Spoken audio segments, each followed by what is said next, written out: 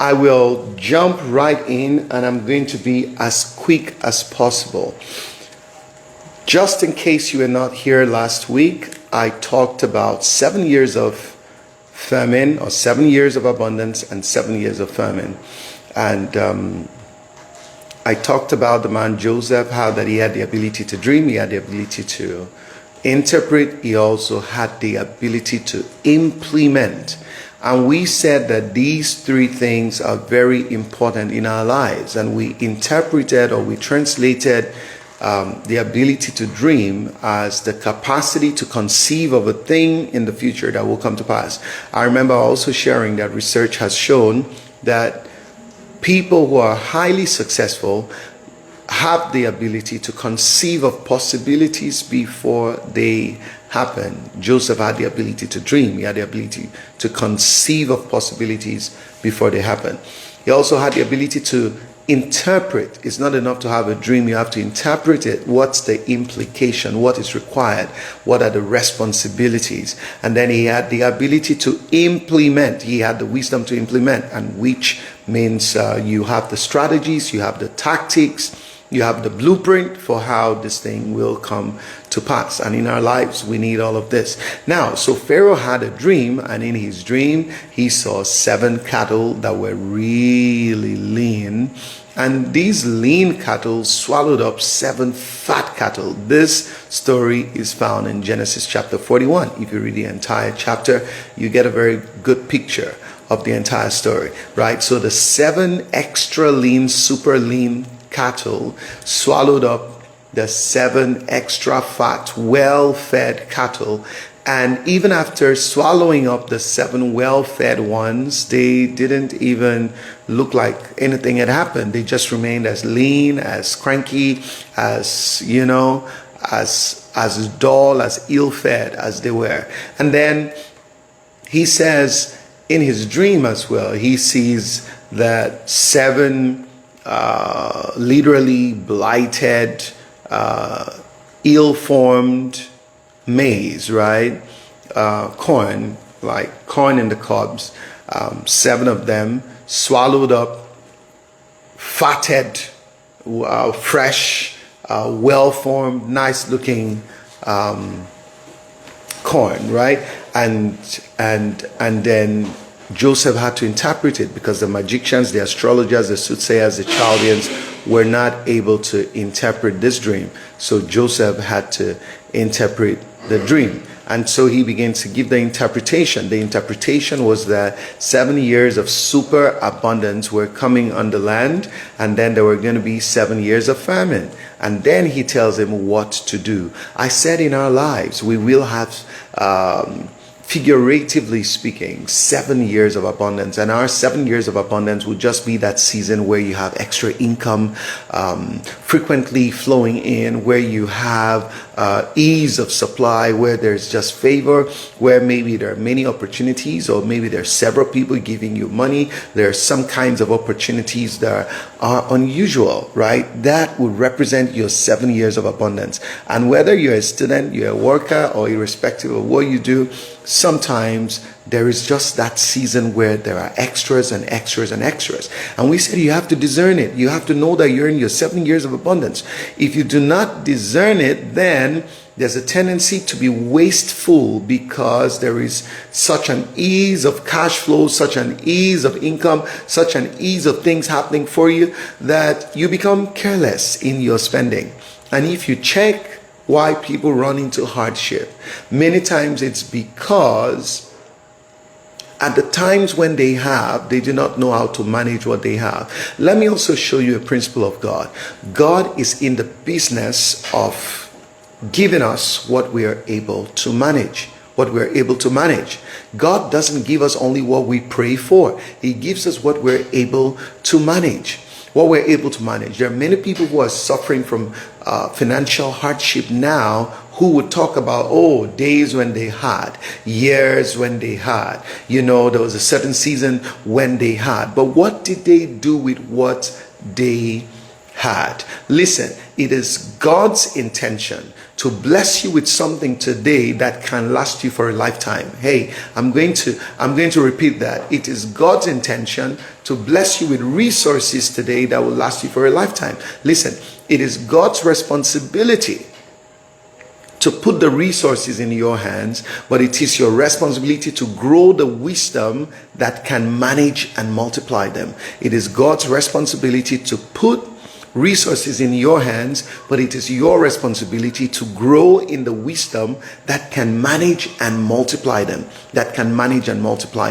Okay, so you need to be able to discern your seasons of abundance. You have to be able to discern it. Am I in my seasons of abundance? Am I in my seasons of abundance? You want to be careful not to be careless when it's your season of abundance, or when you're in your seasons, your 7 years, as it were, figuratively speaking, your 7 years of abundance. And what you do in these 7 years will determine how you fare in the day of adversity. There will be a day of adversity, and the day of adversity might just be that day when the economy isn't doing well, where everything is going south, where there's a lot of sighing on the streets. That day of adversity might be when the policies have changed. Day of adversity might be when the job, the contract that you used to have no longer is tenable.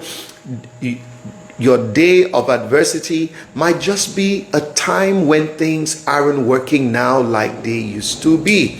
Okay, like they used to be. But you're supposed to have planned and maximized your 7 years of abundance to where, even though it is a time of adversity, but you're still doing exceptionally well. You're still doing very, very, very well. I'll read a few verses and I'm going to go into the business of today. Today, I'm talking about managing your 7 years of abundance. So in Genesis 41 and from verse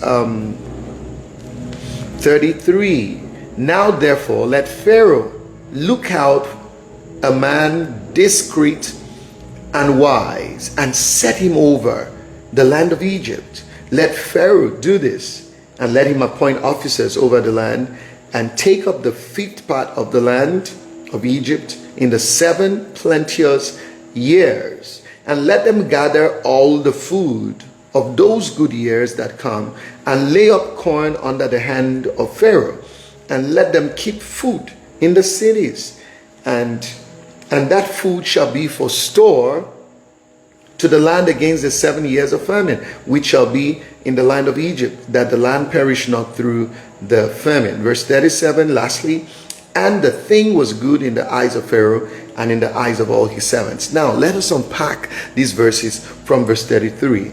Now let Pharaoh look out a man discreet and wise. Managing your 7 years of abundance requires discretion. You need to have discretion. You need to know how to undertake quality action. A wise man once said, knowledge provokes thought and thought provokes action. I added, actions determine productivity. Knowledge provokes thought. Thoughts would determine your actions, and our actions will determine our productivity. The quality of our actions will determine our productivity. You need discretion. You need discretion. Having discretion requires you to have competence in what you do. Having discretion requires that you are widely read in your subject and field of interest. Having discretion requires that you have insight on the subject. You have insight on the subject. One time in the book of Daniel, if you read in Daniel chapter 1, if you read all the way from verse 3 to verse 4, the king needed palace staff. He needed people who will work in the palace, people who would do stuff around him, people who would stand around him and undertake certain responsibilities. And so he speaks to Ashpenaz. Ashpenaz, one translation calls him the chief of staff. I like it. Another translation calls him the head of the palace staff, right? King James simply calls him the prince of the eunuchs. He was the one in charge of employments in the palace. And he says, hey, look out, men who are, I love the translation that says, well read in many subjects. Wow. Widely read in many subjects. King James says people who have an understanding of science, people who can learn and understand science, right? So you need to be widely read on your subject of interest. And of course, may I add that it is proven that to have exceptional success in life, while you are widely read in your core area of interest, you need to have a little of many things on the side. So you have to be widely read in many fields, but then you have to have core competency in your area of interest. So he said, look out for a man who is discreet. Number 2, he said wisdom. Look out for someone who has wisdom. Someone who has wisdom. There has to be a wealth of knowledge. A wealth of knowledge. Someone who has wisdom. Do you have wisdom? Listen. It's easy to make assumptions about what you know. Very easy to make assumptions. Very easy to think that you know even when you do not know, or your knowledge is limited. Don't try to solve today's problems with the limits of yesterday's understanding and wisdom, right? I noticed that problems have a way of metamorphosing from season to season, from generation to generation. Certain kinds of solutions may have been good 10 years ago, 5 years ago, that will not be suitable in the manner, in the species of a certain problem today, right? So as problems evolve and birth new species of the same problems, you need a different kind of medication for them. When I was a child, right, chloroquine was a favorite drug for malaria, but it had its issues. It came with its challenges, and of course there was also chloroquine resistance. So that means that some of the malaria protozoans, would metamorphose into forms that were not responsive to the medication, right? So in time, different kinds of medication were formulated to deal with new species of malaria protozoa, of the protozoans, as it were, to deal with them. It's pretty much like having challenges. There were challenges 5 years ago that were in a form that certain kinds of solutions could deal with. Those same challenges have metamorphosed, and they're in different forms right now that we require updated wisdom and knowledge to solve. So you may have been the man of the hour 5 years ago, 4 years ago. There's no guarantee that you're going to be the man of the hour today or tomorrow, unless of course you are growing and updating your skills and updating your knowledge base and improving on the quality of intake of knowledge and wisdom. I believe that the digestion of relevant knowledge is what produces wisdom. The digestion of relevant knowledge is what produces wisdom. He said, seek out for a wise man, someone who knows, someone who understands, someone who knows how to apply knowledge, someone who has the tact, the skill, the expertise for applying knowledge in a way that can produce predictable and desirable results. Someone who has the expertise to apply knowledge in a manner that can produce desirable and expected results, right? So seek out for a man discreet and wise, and set him over the land of Egypt. Then he said, let Pharaoh do this, and let him appoint officers over the land. This is what I want to advise, that in managing your money, while you get knowledge, while you get wisdom, while you empower yourself, right? There are people there are organizations and systems that have been developed to hold money. No matter how much wisdom you have and how much discretion you have, I don't think that you have the capacity to just be storing your money under the bed or in your mattress somewhere. That's not a system for holding money. There are fund managers. There are financial institutions. There are different services that can be rendered within these institutions that have been verified by the central bank, to where we understand that the risk of our money is lower having our money in these institutions because they are governed by the central bank, they are supervised by the central bank, and so on and so forth. So he said, let him appoint officers over the land. Put your money in a system. Look out for proper banking institutions and financial institutions and investment institutions where you can put your money and it keeps working for you. Recently, I found out from someone because our church had done some kind of special savings with a well-known insurance company, right? And so recently I just went to check, hey, what's up with this investment, this savings that we did? I think we started it in 2017, and then of course I wasn't around in the country, and so now that I'm back, I just went to check how far has this thing gone. So I found out it matured since last year, because it was a 5-year thing, matured since last year, and then yes, we took whatever was in it, but the person begins to tell me that this is not the best service that we have. We have a service to where you save up a certain amount for a number of years, and after that you take your money just like you have come to take this other money right now. But this particular program has a certificate that is valued for a certain number of millions. So you can will it to someone. You've taken the money you saved, but it still has a value that is a couple of millions, and you can will it to someone.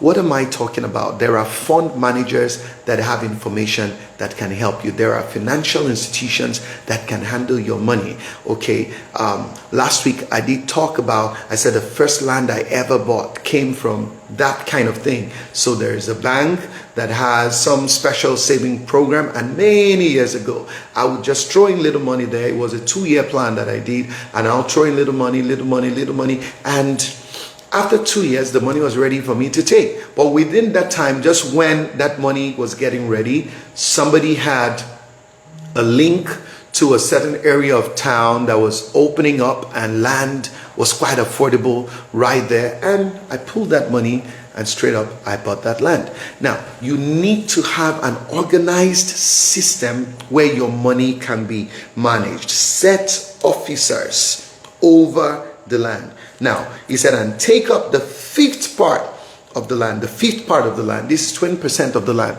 You need to be aggressive if you're going to save money. You need to be aggressive if you're going to do stuff. You need to be aggressive if you're going to handle your money properly. This was the 5th part of the land. They understood that it was their, they were about to enter into 7 years of abundance. And so he says, hey, a 5th part of the land must be given to cultivation.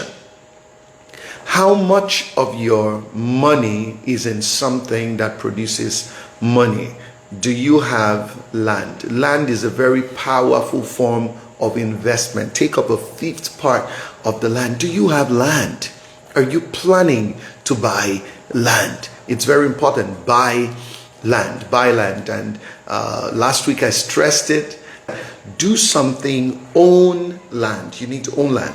Then the thing about the 5th part too, what do you do with the 5th part of your income? I believe that if you're going to save, don't save anything less than 20% of your extra money. Your extra money. Some things can wait. Yes, you need that shoe. No, you want that shoe, really. You want that shoe, you want that shirt, you want that watch, you want that bag, you want that phone. Can it wait 6 months? Can it wait 1 year? If it can wait, please let it wait. Let it wait. Let it wait. Let it wait. Put your money to very good use. Be aggressive about preparing and maximizing. Be aggressive about maximizing your 7 years of abundance. Be aggressive about managing your money. Be aggressive about getting land. begin to think about getting land. And even if it's the quarter of a plot, a quarter of a useful plot, that is something, and that's a good place to start. Land consistently appreciates in value, especially if it's land that is strategically bought. There are areas where the town is growing into. You can find these areas and go now and buy land. Places where the town might grow into 5 years, 7 years, 10 years to come. Go and own land there, you know, and hold it down. Make sure it's secure. You have your documentation right and all, and wait. That's a very good form of investment, very powerful form of investment. And then be aggressive in your saving, at least 20% of your extra, and get it into a fund. You are not saving into an account you want to borrow from. You are not saving into an account where you want to take money and lend out. No, a fund that you're not touching over a period of time. You need discipline to hold money down. You need discipline to manage money. You need discipline to handle money. If you're not disciplined, you will always have excuses and reasons why you need to dip into your life savings to do things that won't even save life, if that makes any sense. Okay, all right. So he says, take up a fifth part of the land of Egypt in the 7 plenteous years. And then he said, let them gather all the food of those good years that come, and lay up corn under the hand of Pharaoh, and let him keep food in the cities. And that food shall be for store to the land against the 7 years of famine. Imagine that this savings that they were talking about here was a 7-year program.